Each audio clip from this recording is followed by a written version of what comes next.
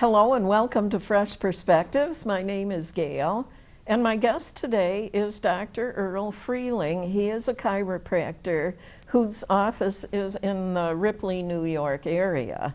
Thank you for coming on again. My pleasure. It's always nice. fun to Yes. be able to ask questions so that people who might be leery of going to a chiropractor might get some information that helps them, Certainly. get some help that way. So, first I wanted to ask you though, since you're also the president of the board of directors at the Ripley Library, we did a program the last time you were on about Yes. the restoration there. How are things going compared to the way they were? We're nearing completion. They're nearing completion. We're concentrating on what is essential. We're in the process of finishing the trim at this point. The balconies are all done. The railings are in. Most of the trim is done. And we're basically working on a new bathroom for the public. Oh, good. And we're in the process of restoring the entranceway, complete with some glass doors and other carpeting throughout the entire building. So that will complete our first phase of the project, which has been a long time in coming. We're really excited about it. We're looking forward to having a grand opening, hopefully sometime in May. Oh, good, And, good. I hope we can Yes, come. it'd be great, great to have That would you be there. fun. Certainly. We've been talking about how we'd like to come over and visit the Ripley Yeah, Library. I don't think I've ever been inside of it. No, it's a lot. It's completely different now. This is a completely different building. It's we've almost doubled our floor space, and it's quite elaborate. We've tried to maintain some of the original architecture and design of the former Baptist church, and we've taken out a lot of ceilings, and we've been pretty successful at maintaining some of the trim and appearance of the original church, less the pews. Oh, okay. Yeah. Yeah, you wouldn't be able to leave all of that No. in. You wouldn't be No. able to have a library that looked like the inside of a church, No, would you? no. No. Instead of pews, it's more like tables and Tables chairs. and lots of bookcases. Yeah. Lots of books. Yeah. Yeah, well, I was wondering about that. Now, as I told you before we started recording the program, I have a little poem that somebody gave me a copy of many years ago that's just perfect for this time of the year where, for those of you in the viewing audience, we are doing this episode on the second Saturday of April. And so this, and the weather's been really warm all week, so this poem just seems, like the perfect thing to read right now. It was written by a person named John Moffat, and it goes, "To look at anything, if you would know that thing, you must look at it long. To look at this green and say, I have seen spring in these woods, will not do. You must be the thing you see. You must be the dark snakes of stems and ferny plumes of leaves. You must enter in to the small silences between the leaves. You must take your time and touch the very peace they issue from." It's a very Zen-like poem. And it does kind of feel like that when you get out in the woods. It feels like you're part of it. Yes. It really does. We already were talking about digging up leaks, or somebody tuned me in several years back. Somebody clued me in that they're actually supposed to be called. They're actually ramps, is what they're called. Interesting. What people call leaks Okay. around here. So that's something Carl and I are looking forward. We're going to be doing that soon because they're up now. Yes. And But anyway, we'll move along now to chiropractic questions. And the first one that I wanted to bring up is, what is bursitis? Well, anything with itis as a suffix refers to inflammation. Inflammation. Whether it's arthritis, which arthro meaning joint, inflammation of a joint. Bursitis refers to inflammation of a bursa. Now, a bursa is what they refer to as a synovial membrane. It secretes a fluid that lubricates. Is that where the synovial, I've heard of synovial fluid, Yes. and that's where it comes from, is the bursa. Yeah, bursa. Okay. Bursa sacs quite often surround various muscle groups, whether it be where tendons cross in the knee or in the shoulder. And those are probably the most common places for people to develop bursitis, which is basically an inflammation of the bursa sac. Yeah, I was looking it up in a book so that I could make up my questions. And they mentioned the shoulder, elbow, and heel, but the book did not mention bursitis of the knee, but Yes. you can get bursitis in the knee area. Certainly, Okay. it's very common. Okay.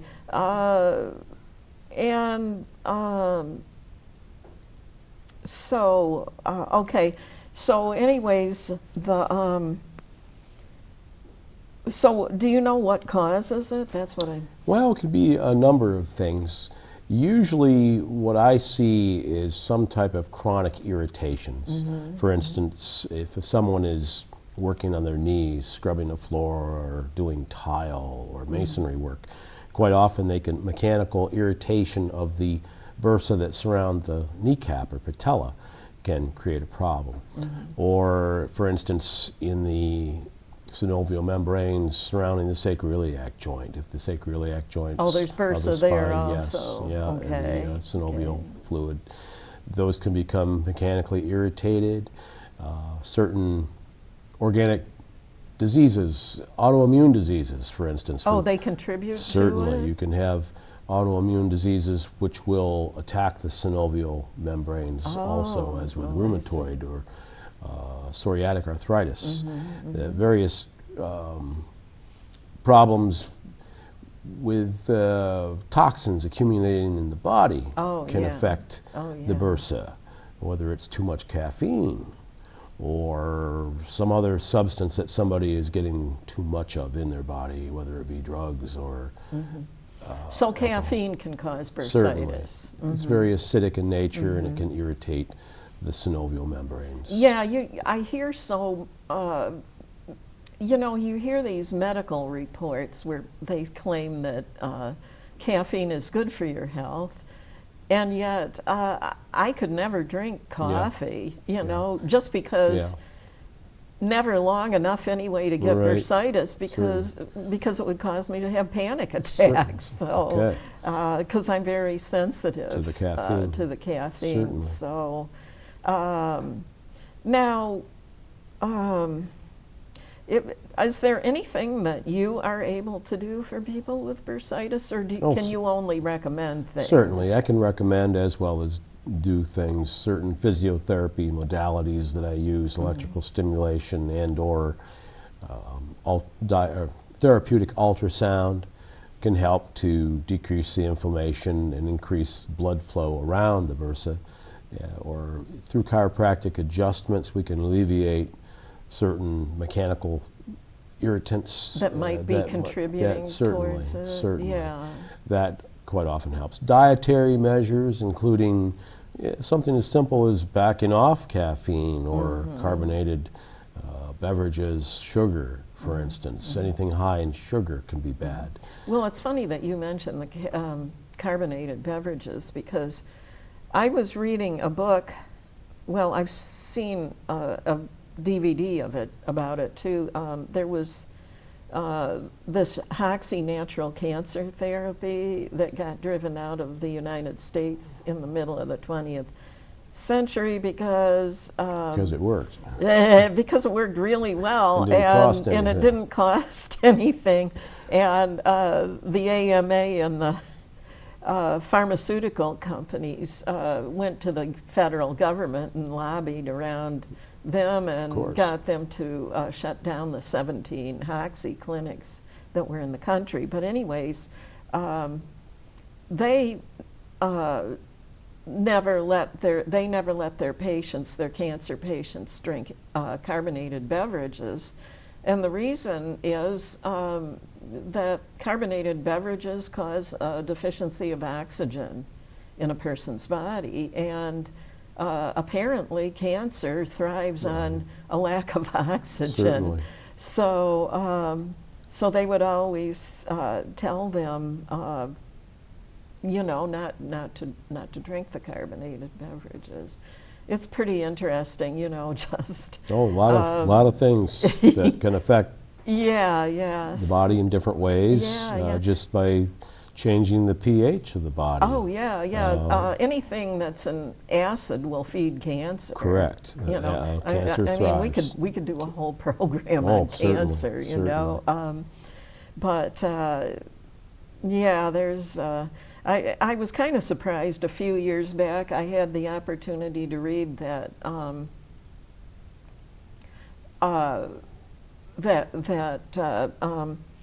the cancers can tap into your vascular system, your veins, and like that, and so they wind up with their own veins and everything attached. Yes.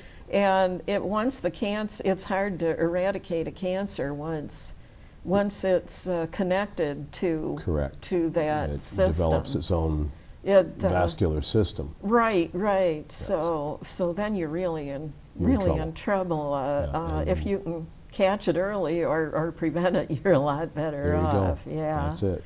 So, anyways, on to. Now, tell us, what is the rotator cuff? The rotator cuff is a group of 4 different muscles that surround the shoulder. And all the way around? Yes. Yeah. It basically is involved with initiating slight movements in the different directions of the glenohumeral or shoulder joint. They're very slight muscles, so they're very prone to injury. Oh, okay. Certain types of injuries, falling on an outstretched arm, for instance, can quite often disrupt what's called the infraspinatus tendon, or muscle, which is underneath the spine of the scapula. That's one of the most common ones. That particular movement initiates what they call abduction, or movement away from the body. Oh, okay. So quite often when that muscle is active and all of a sudden pressure is applied to it, such as with a quarterback who's going back for a throw and a lineman grabs him and pulls him back, or someone falls onto an outstretched arm, they will quite often tear that muscle. That's the most common one to be torn. Yeah, I hear about people having surgery for that. But can those muscles heal up without surgery? If they are not completely disrupted, if you have just a first or second degree disruption of the musculotendinous fibers, that can be healed. If you get a total disruption where the muscle is completely torn, then you've got a big problem. That's when surgical intervention is necessary, and they need to go back in and put things back together. Oh, okay. So sometimes it is necessary. Yes, then. yes. But if you can avoid it, you're much better off, because quite often the therapy and recovery is worse than the condition. Oh, is it? Oh, yes. I've seen it many times where people end up developing a lot of problems. And with the shoulder joint, you're actually dealing with 4 joints in one. It's not just a matter of the ball and socket between the humerus and the shoulder blade. You also have the collarbone and the sternum. You also have a joint that people don't think of between the rib cage and the shoulder blade gliding over the rib cage. Oh. So there's actually 4 joints in one that are involved. So 4 joints in each shoulder. Yes. Okay. Yep. I guess most people just think it's one joint. Yes, you no, it's know, not. but It's probably the most complicated joint in our entire body. Oh, really? So any biomechanical disruption of any part of that joint can lead to a whole cascade of events where someone will eventually end up with a frozen shoulder or arthritis, degeneration of the shoulder itself. That's why I think today we're seeing a lot of people developing frozen shoulders or degeneration to the point where they need a shoulder replacement. You never heard of that before. All of a sudden everybody's getting shoulders replaced. But people do not do physical labor like they used to years ago. No. So the muscles, in particular the rotator cuffs that are a slight muscle, are much more easily damaged. Oh, I see. So someone who's been doing clothes by hand or dishes by hand or general physical labor that people just don't do anymore Oh, yeah. are more prone to injury than someone who does do physical labor. You know, there's a big difference between carrying in firewood than gaming or playing on a cell phone or computer. Right. And that's what we've become. And you know, another thing is that people now I know this is true because I've seen it. I've seen people all the way up through their 90s doing advanced yoga poses. Certainly. You know, and it's pretty interesting, really, because the vast majority of people that you see, I mean, I saw a 100-year-old person sitting in the full lotus posture once. But, you know, apparently most people that you see that are in their 90s are not able to do anything. Correct, if they're even alive. Like that, right, exactly. A doctor once told me in a conversation that the vast majority of people don't live past the age of 85. Correct. But I'm thinking, you know, it must have something about continuing to do these things. We have to keep moving. I keep telling people they have to keep moving. It's when people stop moving, people in our culture tend to think that they retire and they're just going to sit around and do nothing. Well, those people don't last very long. But you got to keep moving to keep moving. Yeah, and I see a lot of productive elderly people that are out playing golf or doing gardening or, as you say, yoga. And just because you reach a certain age doesn't mean you have to stop living. No, it doesn't, does it? There was a story in the newspaper at some point in time last year about a 102-year-old man who had been a surveyor. That was his line of work. And he was just getting around to retiring from doing that at the age of 102. That's great. And he was talking about all of these things he was going to build for his grandchildren and his great-grandchildren in his retirement. So I think that's where a lot of people run into a problem. They don't develop any hobbies or interest while they're working. They're so intent on reaching the gold ring of retirement that they don't do anything else. And then when they do retire, they have nothing to do. And you have to have something to do, regardless of how mindless it may be. Oh, yeah. Something to keep your body and mind occupied. Right. Some type of hobby, whether it's gardening, woodwork, or just beekeeping. Hiking. We were talking about that before we started recording the program. Whatever keeps you moving. Yep. So, so basically that's what you can do about a rotator cuff is either get surgery or sometimes chiropractic will help with that. Oh, certainly. Working the muscles, getting the trigger points out of the damaged muscles so that you can get complete healing, rehabilitative exercises. I quite often find one of the best therapies for a frozen shoulder is to paint a room. Paint a room. With a roller on with a on roller, pole. okay. Yeah, or even just the motion of brushing, and that just helps. restoring and And maintaining that helps. motion and rehabilitating the muscles that have been damaged, and strengthening the muscles around it, the agonist muscles which will actually support the shoulder better, such as the deltoids, which are stronger than the slight smaller rotator cuff muscles. There must be a reason that they're slight. Yes, they're not made to perform heavy lifting. As I said, okay. they initiate movement. They initiate movement, such as I Okay. mentioned, the infraspinatus. It initiates the first 15 degrees or so of abduction from the body. Okay. So once you reach a certain point, the deltoid muscles take over that Oh, process. I see. Okay. Okay, but when people become weak in the deltoids or some of the other muscles surrounding the shoulder, all of a sudden all that strain is placed upon the rotator cuffs, and then you have a problem.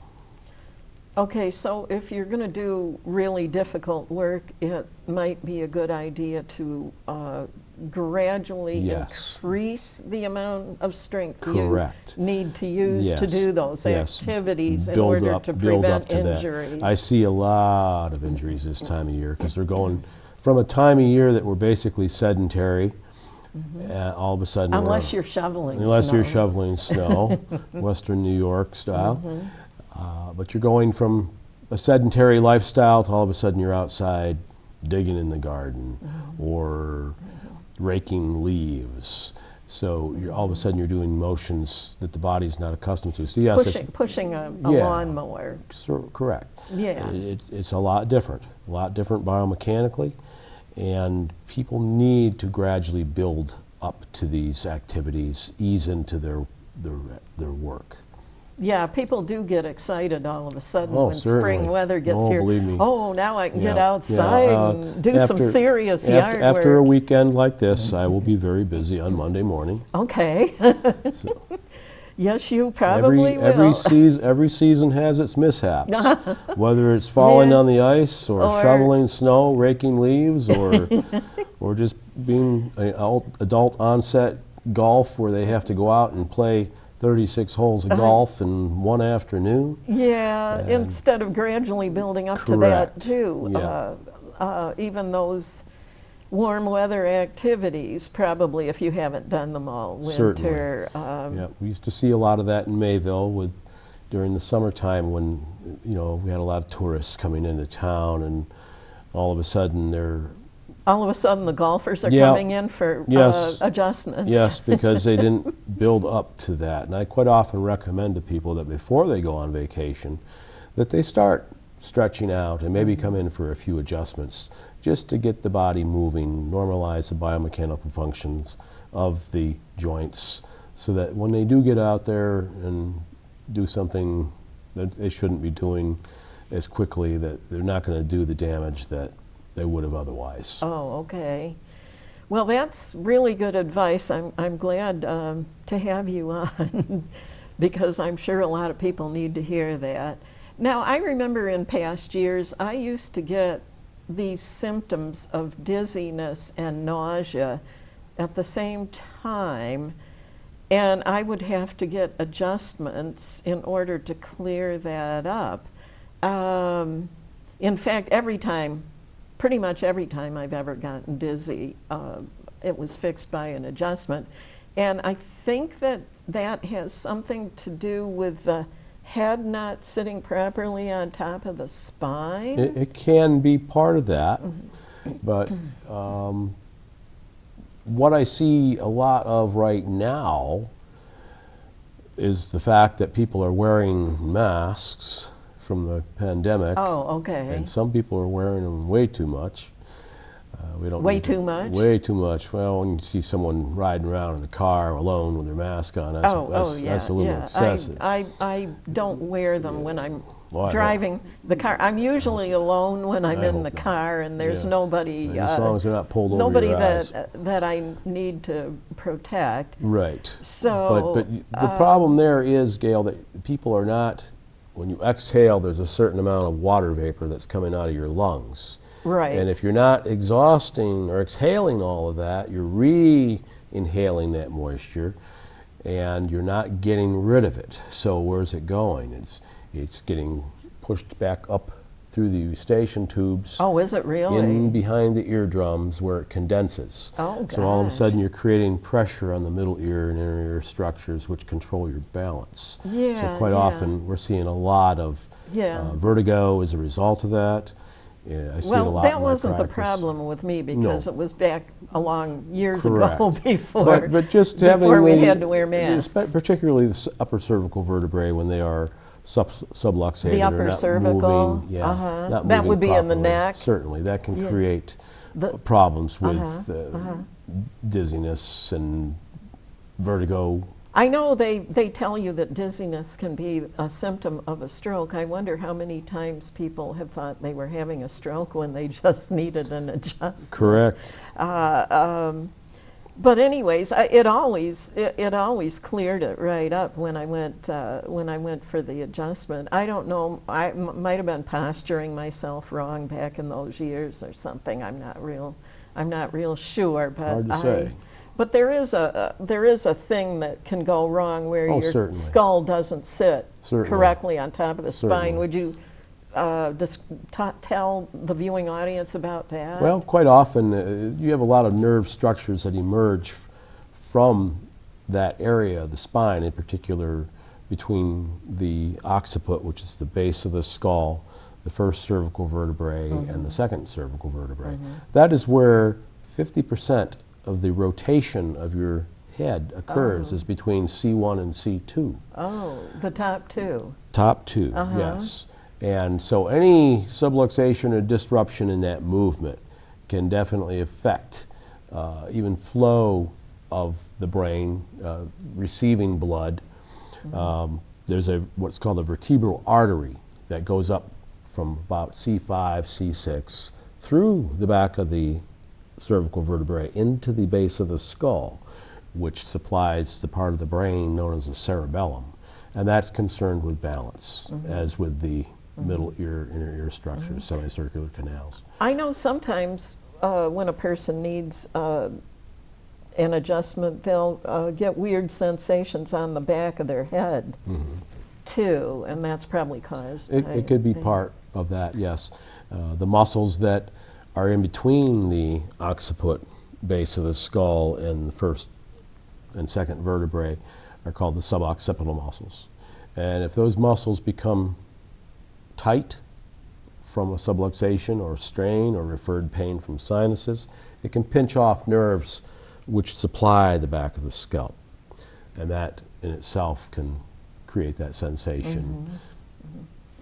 Yeah, I guess there's certain positions that a person can get in that can cause them. I know you're not that kind of a doctor, but can cause a person to have a stroke, like leaning back to have your hair washed there's something about the position when they wash your hair at the It can happen. hairdressers. You can compromise It the arteries. cuts off the what is it, the Carotid artery. Correct. Isn't that what it does? It can happen. And if someone has a plaque buildup in those arteries, it could disrupt some of that. People have been known to have strokes turning around and back up their car. Oh, wow. Well, So- now, fortunately, they're putting Backup backup cameras. mirrors Yeah, in that's right. cars. They're a big help, aren't they? I mean, I don't trust them, you've still got to do a certain amount of Yeah, I always- turning to look around. I like to look. Yeah. I don't trust that well, technology. yet. you know that Carl's a lot taller than me, right? Right. He's 6'8". And I remember we used to work at the same group home, and we'd be coming home after dark, from work. And if I was driving, sometimes I'd have trouble backing up into, we'd back in from the road you know, and then the driveway would be kind of at a slant off in a certain direction, and he was always telling me something about, you can lean out the window like this to look to where you're going. That was easy for him. And I said to him, I can't stick my body out the window like that because I'm not really tall like you are, you know. So I just thought I'd mention mention that. He quite often will be telling me, all you have to do, you know, like reaching for something or something, this is how you do it. And I'll say something about, and I can't reach that high because I have to keep reminding him that I'm not as tall as he is. That's right. But anyways, you were talking about the masks and what the problems the mask wearing can cause. And anyways, like if you have woods, if you live on property where you have woods, you can go for walks. Right. Without wearing masks. You can go by yourself so you don't have to be around people. Certainly. And like with me, I've never actually joined a gym. I've actually just done things like, well, I participated a little bit some now and then in exercise classes, but you know, like at home, I exercise with DVDs a lot. I've done a lot of yoga over the years, and Qigong and Tai Chi, Nice. And those are all excellent lifetime yeah, activities that just about anyone can do. Right. And even if you take classes in the beginning, once you've learned, Certainly. you should be able to do them alone at home, you know, and then around about the same time I was taking up Tai Chi and Qigong, I started learning belly dance too. So there's a lot of things. You can get all these DVDs to exercise Certainly. with. Or on YouTube, for instance. Oh, you can find just about anything on there. Yeah, you can. So life can be a lot of fun. I mean, you can exercise alone. Right. And if you don't have access to a woods or a farm or a place where you can get out and dig in the dirt and stuff, it's good to have an activity that you can do at home in the privacy of your living room, and don't necessarily have to go to a gym and jog for 30 minutes or ride a bicycle for 30 minutes and go nowhere. You can, maybe I shouldn't say this because we were just talking about the rotator cuff, but you can hang your laundry outside to dry, and you might get some weightlifting exercise carrying the wet laundry. That and the reaching movements. Yeah. Certainly, there's a lot of things we don't. And fresh air are, in order to maintain good health, you have to spend a certain amount of time in the fresh air too. Certainly, in the sunshine, stimulate that, activate vitamin D in your skin from the ultraviolet light. And you don't need to be out there for more than a few minutes every day to do that. A lot of things that we can do, people take for granted. Getting out and digging in the dirt, grounding yourself. Oh yeah. Being in touch with nature. There's a lot more to it than just I've heard planting flowers.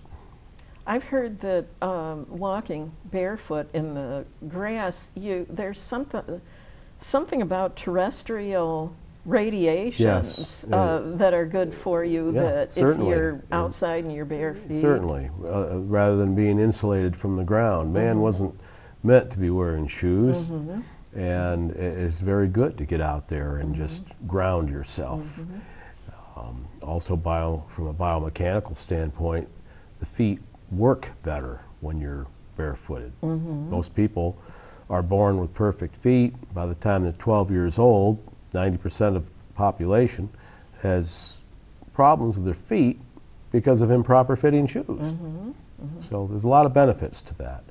A lot to be said for it. Might be a little difficult in the wintertime, but Yeah, you wouldn't be doing it in the winter well, otherwise. not for very long. But you would, you'd have another kind of problem Yeah, if you did might it have frostbite. in the winter. Yeah, yeah. Okay, the next item I wanted to go on to is pulling a rib. Now, I'm assuming that is usually one of the lower ribs that don't fasten to the sternum that gets pulled. Usually. And apparently they can actually get pulled out of whack. Oh yes, yeah, it can happen in a couple different fashions. As you indicated, the last 3 or 4 ribs are what are called false ribs.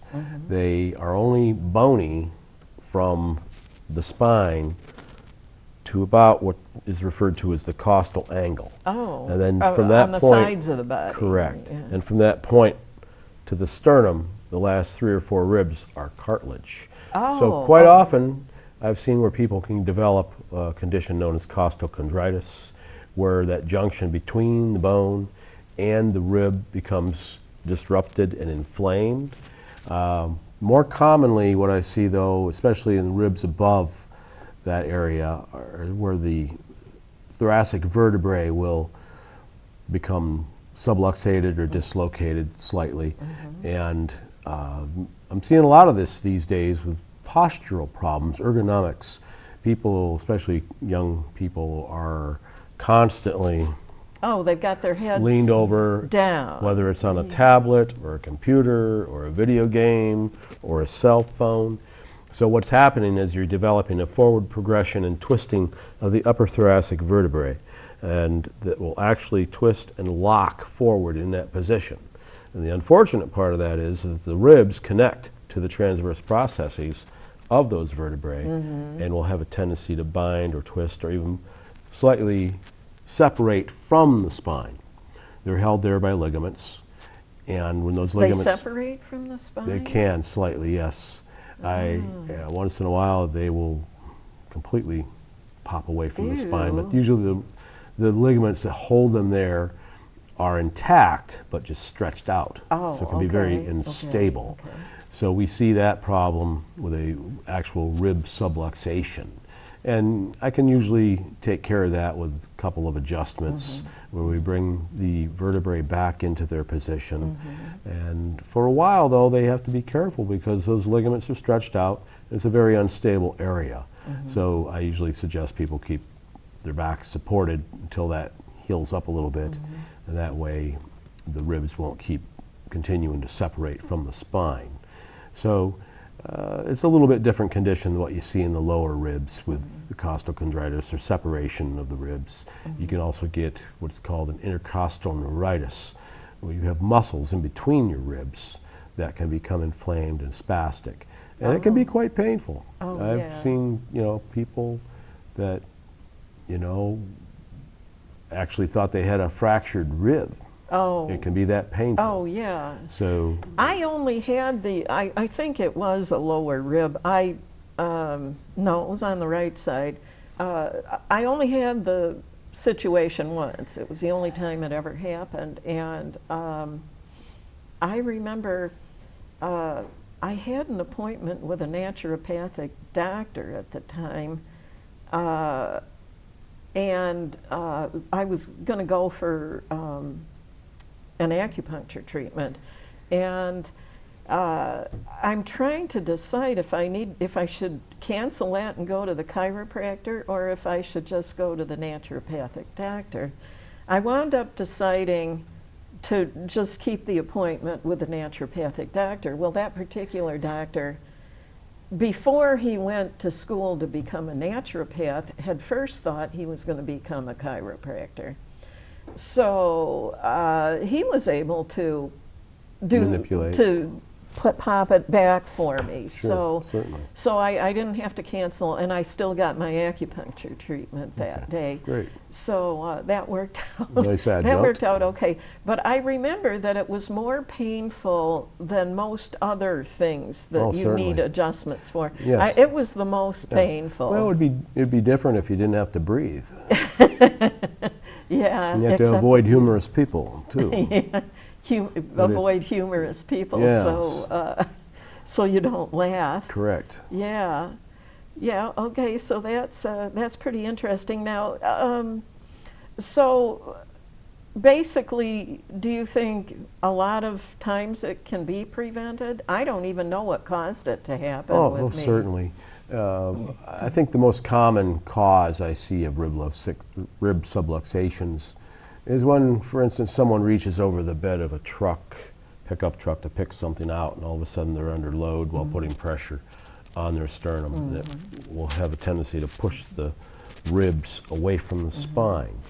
As a general rule, bending, twisting under load in a compromised position, reaching behind to get something out of the back seat Instead of your of car. turning, Yeah. instead of getting out of the car and Correct. turning yourself Yeah. all the way around because Or- you don't want to be bothered with Yes, taking the time. One of the bigger ones I see anymore, especially since the advent of car seats for children. Oh, Getting a oh. kid in and out of a car seat, or just getting the car seat into the car, Is hard on is the adult's it's body. extremely difficult. Yeah, it's a very compromised position, especially if you get a kid that's 12 years old and weighs 120 pounds and you're trying to get him into a car seat. I know it's not that bad yet, but sometimes it seems that way.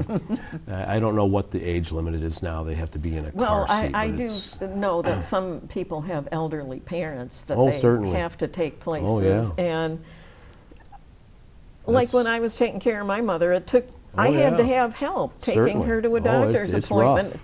I had to have somebody help me get her in and Oh, out yeah. of the car. I could not go alone Certainly. with her. Certainly. That's a rough So- sport.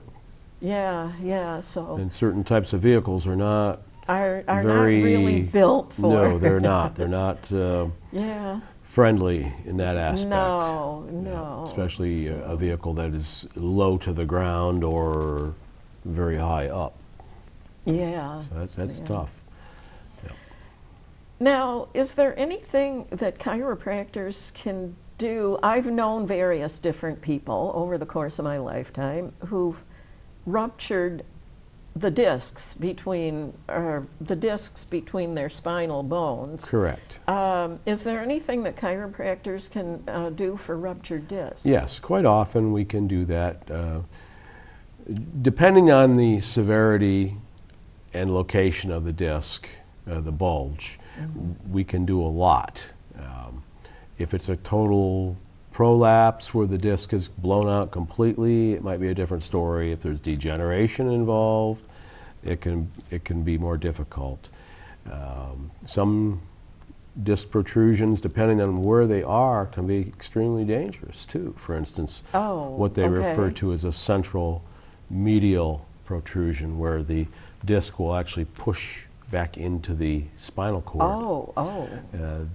That can be a very dangerous situation, especially. So that's definitely not a thing, not one for a chiropractor when it pushes Probably in that not. direction. A person like that might be more of a candidate for orthopedic surgeon, sometimes emergency surgery, especially if it's affecting anything, a cervical spine, for instance. A central medial protrusion can basically paralyze you or stop you from breathing. But it's very uncommon to see that in the cervical spine because of the shape and size of the ligament that surrounds the spinal cord at that point. But as you get down in the lower lumbar spine, that ligament that protects the spinal cord becomes thinner and not as wide. So a central protrusion, which pushes straight back into the spinal cord, can create paralysis. It can create problems where people lose control of their bowels or bladder. Oh my gosh. It can be a very serious condition.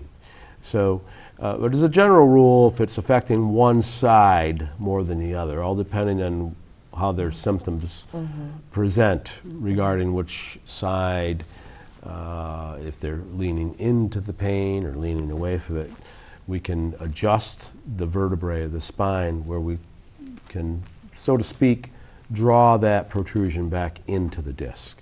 The disc, the way it is structured, is you have a bunch of concentric rings of fibers that crisscross. And this is in the lumbar in any of the vertebrae Any of the where there's a vertebrae. disc. But in the inside, between the vertebrae, is an area which is a gel type of substance. So the hydraulic forces that work there, when you're applying downward pressure, will force that fluid pressure outward. And the crisscross fibers of the disc itself will help keep it contained. But if you damage some of those fibers, or any of those concentric rings of fibers, that fluid can seep out into the outer portions of the disc. Now, if that happens in the front of the vertebrae, there's really nothing that's going to be a problem. You don't have any spinal nerves or spinal cord in that area. But if it's in the back part of the disc, that's when it can seep into or put pressure on the spinal nerve or the spinal cord itself. If it's to the side and affecting just a spinal nerve, then that's not as serious a condition. That's a much more manageable case. Usually if I don't see improvement with a person who presents with symptoms of a protruding disc within a handful of treatments, we're looking into an MRI or possible orthopedic consult, neurologist, that sort of referral. Yeah, I've heard that rupturing a disc can happen really easily. Is that right? It can be rather insidious, but usually what I see is, someone all of a sudden they say, "Oh, all I did was bend over and brush my teeth, and I sneezed, and it went." Oh my gosh. But it's not necessarily that. When you start taking a more thorough history, you find out they lifted an engine out of their lawnmower by themselves 2 weeks earlier. Or something more traumatic, and it just took and the pain didn't show up until or the fluid in the disc didn't protrude or prolapse until that point of doing something slight. Kind of like the straw that broke the camel's back. They're doing something slight, and all of a sudden it blows out completely. But it was usually something more traumatic preceding that incident, even a car accident, for instance. Because I remember somebody telling me one time that all you have to do is bend over and twist to the side at the same time. But well, not necessarily. Not necessarily. Yeah, it usually takes a little more than that. But I have seen cases where somebody did something very slight, and all of a sudden they had a full-blown disc. So yeah, it does happen. Yeah. Well, I'm going to move along now.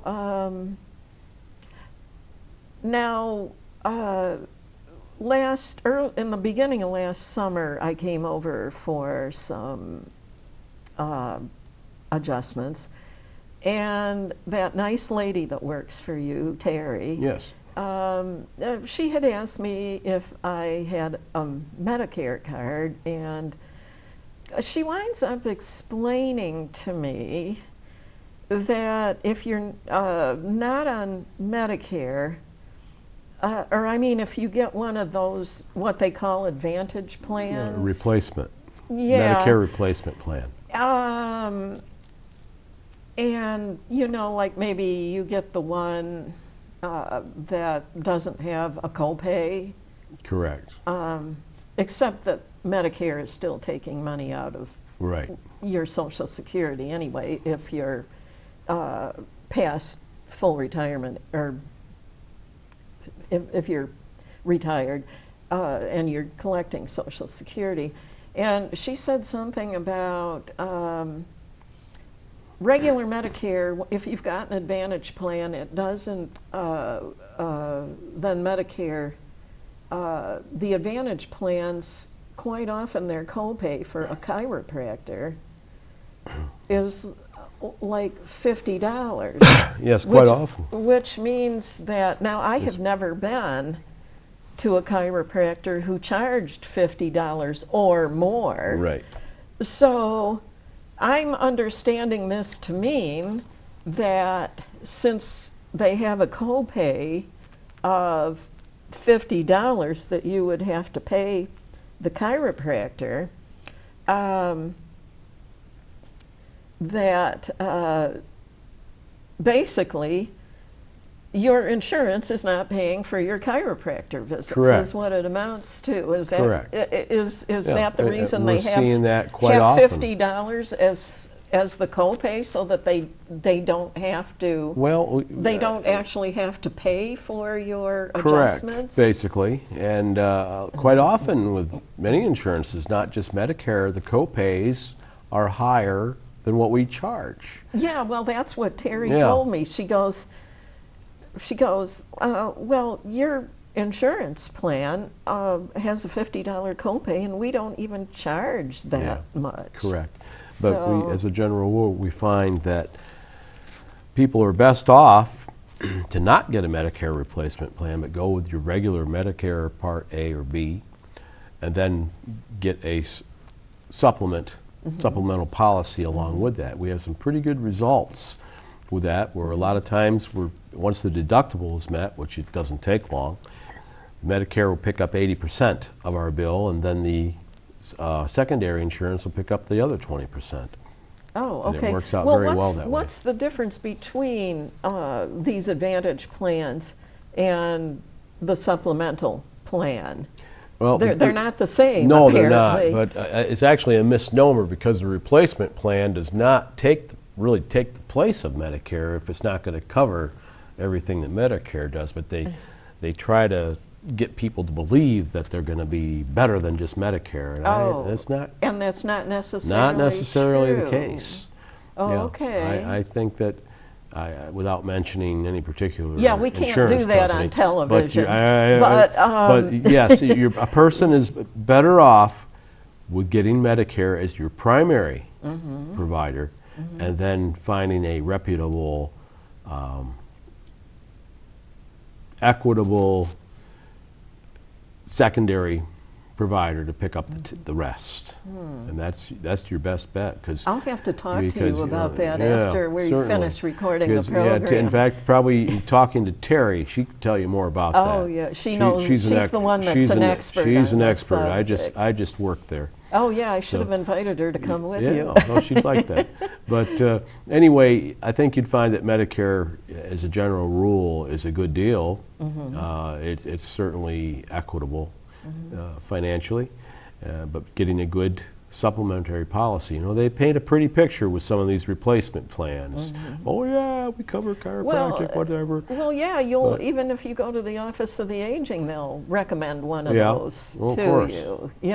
So Yeah, but I find, as a general rule, person's better off with Medicare as your primary, and then a good supplementary secondary. I'll have to look into that. Yes, definitely do. Yeah, It definitely. makes a big difference. Otherwise, you're never going to meet your deductible with chiropractic, and our copays. The copay is always going to be higher than what we charge. So it's kind of a misnomer when they say Medicare replacement program. Okay. I thought that I would ask you that. I thought it might be kind of a good idea, and Sure, it would be and interesting. for- I'm sure the viewing audience Yes, will be interested in Certainly, hearing for a this. lot of our seniors out there, that's very important. Yeah. Well, there was another situation I remember. It happened, I think, twice. It was when I was still working, and we could go for an adjustment with our insurance from work, and it was set up so that we would pay the chiropractor, and then the amount that the insurance would pay, they would send to the patient. Right. But a couple of times, they came to you instead of being mailed to my house, Okay. and you would put them in the mail and mail Yes. them Oh, to me. And I wanted you to tell, and I remember you telling me that you seemed to think that wasn't really legal for them to Well, that? that seems to be a little game that some insurance companies play. And we've had that happen where we have accepted assignment of a policy or treatment for treatments of a person, and without to mention any particular company's names, of course. And the insurance company would send the check to the patient and not to us. And then good luck getting the money, because a lot of times they just cash the check and keep it, put it in their pocket. Oh, the providers would do No, that? the patient would. I see. They'd Yeah. send it Correct. to the patient. Yeah, and not to me. And the patient, instead of paying you with it, Would keep it. Okay, but in these instances, It was they the were opposite. sending it. It was the opposite. Correct. They were sending Well, it to you instead. You paid. I paid. You paid us Had the and re- got a receipt from us that Right. you submitted the receipt, Right. and they, instead of giving the money to you, they sent it to us, which they knew better. They were just playing a little. It's a little game they play. Yeah. Okay. It only happened to me twice. I remember, but I remember you saying something about they're really not supposed to do No. that. But why would they send it to the patient instead of the provider if they knew that patients do that, where they cash the check? This is where insurance companies make their money. The longer they can hold on to that money into a special account, investments or whatever, the more money they make in annuities, interest. So it's basically a stall tactic. You may think that maybe $20 or $30 they're not going to make much interest on. But when you have 10,000 patients that's with $20 or $30 or $50 that is being held up for even a matter of days, the amount of interest accumulated on that could be quite substantial. So it's a game.